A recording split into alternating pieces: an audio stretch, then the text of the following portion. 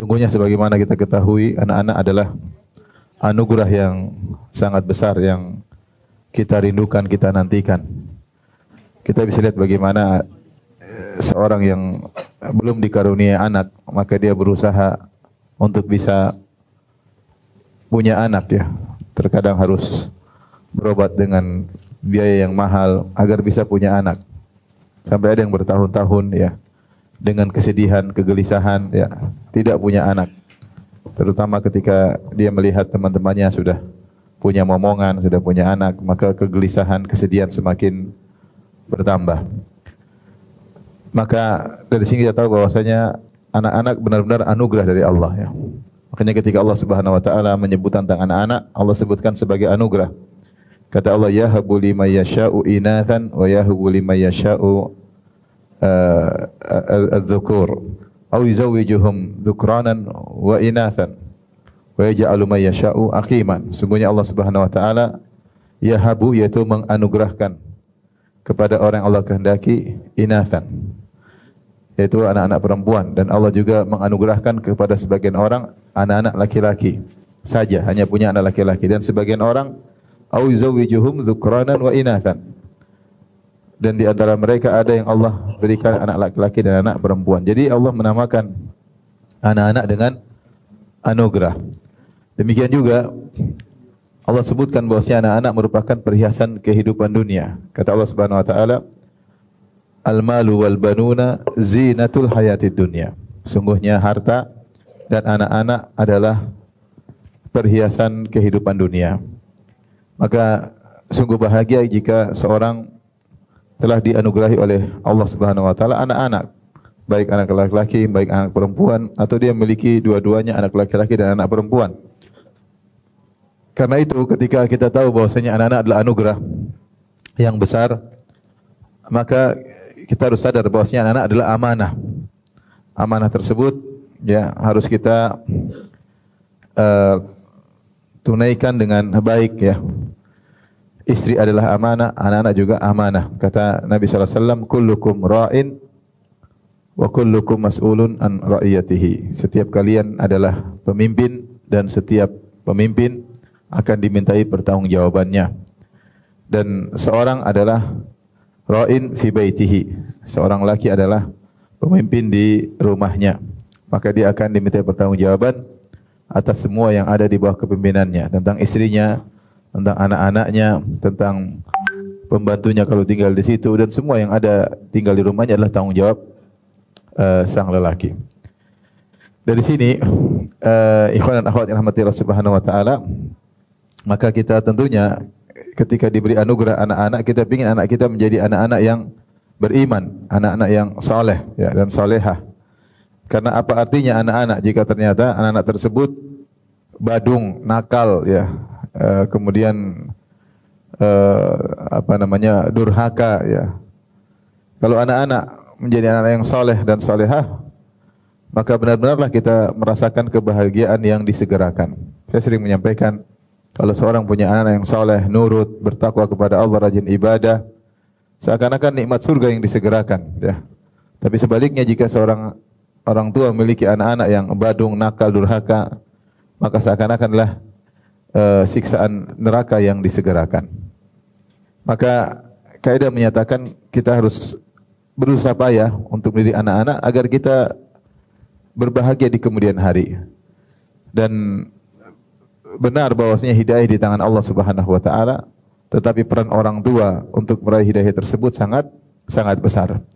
Dari sinilah Rasulullah sallallahu alaihi wasallam bersabda, kullu mauludin yuladu 'alal fitrah fa abawahu yuhawidanihi au yunassiranihi au yumajjisanihi. Sungguhnya setiap anak dilahirkan di atas fitrah, yaitu kecondongan untuk melakukan kebaikan.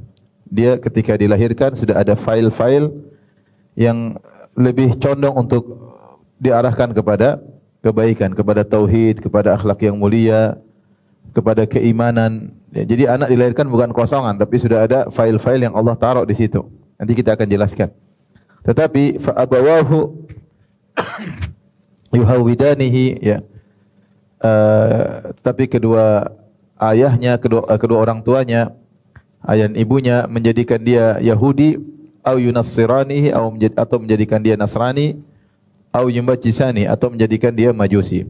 Ini dalil bahwasanya pengaruh orang tua sangat besar terhadap anak-anak. Benar, kita tidak pungkiri bahwasanya anak dipengaruhi oleh banyak hal, lingkungan, HP, ya, kemudian pendidikan yang dia terima. Ini semua mempengaruhi pembentukan ya, karakteristik anak. Tetapi faktor utama yang mempengaruhi anak adalah kedua orang tua. Makanya tadi Nabi mengatakan setiap anak dilahirkan di atas fitrah, namun kedua orang tuanya menjadikan dia Yahudi atau Nasrani atau Majusi. Ya. Ini semakin menekankan kepada kita akan tanggung jawab orang tua terhadap keberhasilan, kesuksesan seorang anak terkait dengan kesolehan atau kerusakan agamanya. Ya. Demikian juga hal ini diisyaratkan dalam Al-Quran ketika Allah mengkisahkan tentang kisah Maryam, ya, ibunya Nabi Isa alaihissalam yang mengandung tanpa suami, ya. Fatamatsala laha basharan sawiyya.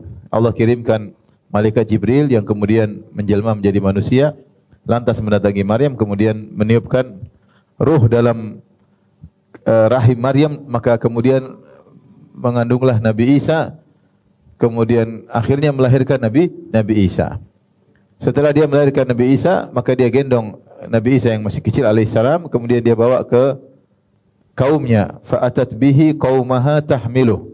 Maka dia pun menggendong putranya dibawa ke kaumnya, maka kaumnya pun protes. Qalu ya Maryamu laqad ji'ti syai'an fariya. Wahai Maryam, sungguhnya engkau telah melakukan kemungkaran yang besar. Ya ukhta Haruna ma kana abuki imra'a sau'in wa ma kanat ummuki baghiyah. Perhatikan komentar kaumnya. Mereka mengatakan, wahai Maryam, kok kamu bisa begini? Kok kamu bisa berzina? Mereka menuduhnya berzina. Engkau punya anak tanpa suami. Maka na abuki imra'a sau'in. Padahal ayahmu dahulu bukan orang buruk. Wa ma kanat ummuki baghiyah. Dan ibumu juga bukan wanita pezina. Seandainya ayahmu orang nakal, orang buruk, wajar kau berzina. Seandainya ibumu dulu pernah pezina, wajar kau berzina. Artinya kaumnya mengkaitkan, mereka heran melihat bagaimana Maryam bisa terjerumus dalam perzinahan, sementara kedua orang tuanya adalah orang tua yang saleh. Ya, karena memang kaidah menyatakan bahwasanya sebagaimana pepatah orang Indonesia, buah jatuh tidak tahu dari apa? Buah jatuh tidak jauh dari apa? Pohonnya. Ya, kalau biasanya dekat-dekat dengan pohonnya. Maka ini menguatkan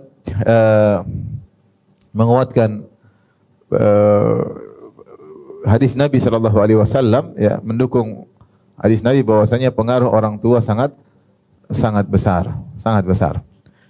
Dari situ ini tanggung jawab yang besar bagi kita semua orang tua, dan kita rata-rata udah punya anak. Ada yang anaknya 1, 2, 3, 4, 5, 6, ada yang anaknya 10, ada yang anaknya 12. Ada yang anaknya 12 enggak? Belum ada. Maka ini semua berada di pundak kita. Yang pertama kali akan ditanya tentang kesolehan anak-anak pada hari kiamat kelak, tentang mereka adalah kita-kita, ayah maupun apa? Ibu. Ayah maupun ibu, ya. Sebagaimana ayah punya tanggung jawab besar, ibu terlebih lagi terhadap anak-anak. Kenapa saya mengatakan demikian? Karena ayah mungkin ada uzur mencari nafkah, keluar meninggalkan rumah. Ya, kerja keras apalagi zaman sekarang, pergi sebelum subuh, pulang sudah maghrib. Pergi sebelum matahari terbit, pulang setelah matahari apa? Terbenam, ya. Terus gajinya begitu-begitu aja, ya. Kemudian yang di rumah kebanyakan ibu-ibu, ya, sehingga peran ibu dalam mendidik anak sangat-sangat besar.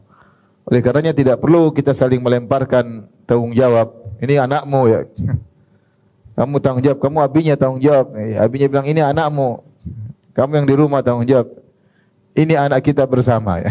Ini anak kita bersama. Hasil kerjasama kita bersama. Maka tanggung jawab berada di pundak kita berdua, ayah dan ibu. Tidak boleh seorang suami kemudian atau ayah kemudian ingin berlepas diri dengan beralasan saya sibuk, nggak bisa. Dan di akhirat nggak bisa begitu.